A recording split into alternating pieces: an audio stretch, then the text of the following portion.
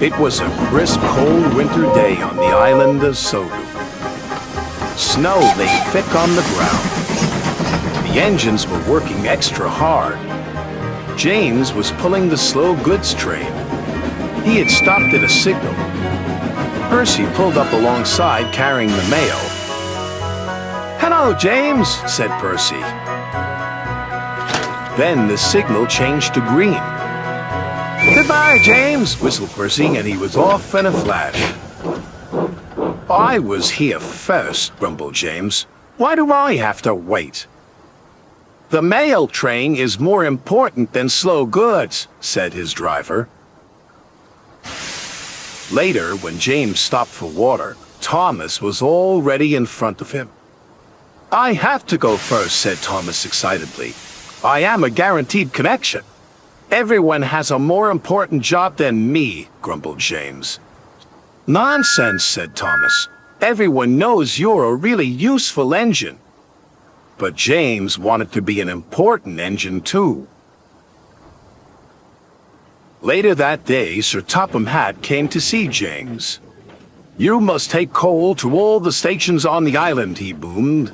"If the fires in the waiting room go out, the passengers will get cold and complain." "It is a very important job," he added. "You can rely on me, sir," said James proudly. Sir Topham Hatt left. James was excited. "An important job," he said happily. "Huh," sniffed Gordon. "It's only a load of coal after all." "Nonsense," snorted James. "I am going to keep the passengers warm. What could be more important than that?" And he reached over to the water tower.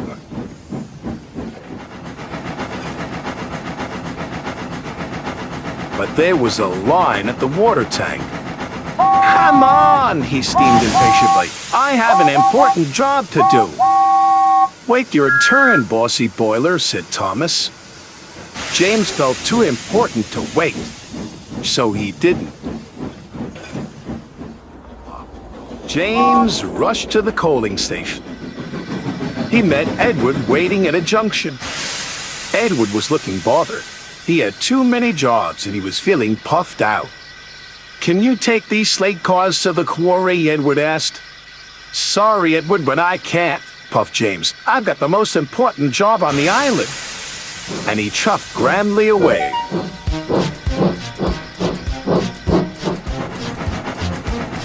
James arrived at the coaling station.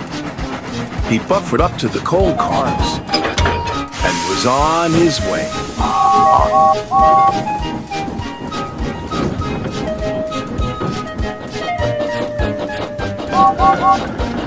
James was looking forward to delivering his coal.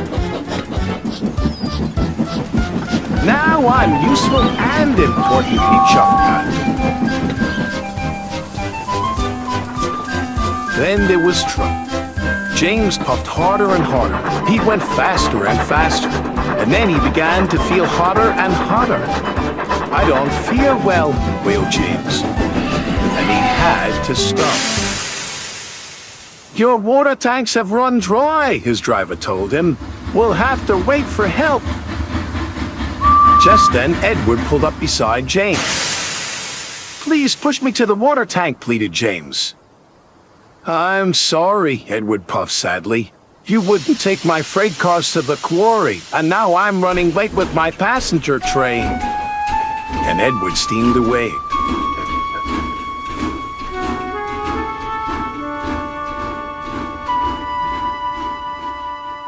Edward stopped and told the signalman all about James. The signalman telephoned for help, and soon Salty was on his way. He pulled up alongside James.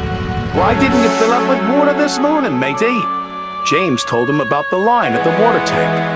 "I've heard you were too busy to help Edward too," said Salty. "I was in a hurry," protested James. "Mine is the most important job on the island." "No job is more important than helping another engine," said Salty firmly. And deep down in his boiler, James knew Salty was right. Thanks to Salty, James's water tank was soon filled and he was well on his way. He knew he had to make up for lost time. Then James saw Diesel up ahead. He had broken down and looked unhappy. James wanted to tease him, but then he remembered what Salty had said. No job is more important than pumping another engine, he said to himself. And even Diesel is an engine. Come on, Diesel, I'll push you back to the shed.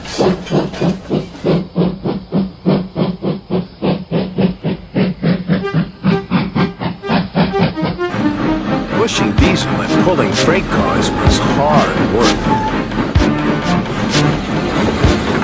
At last, James got Diesel to the repair yard, but he still had to deliver his coal.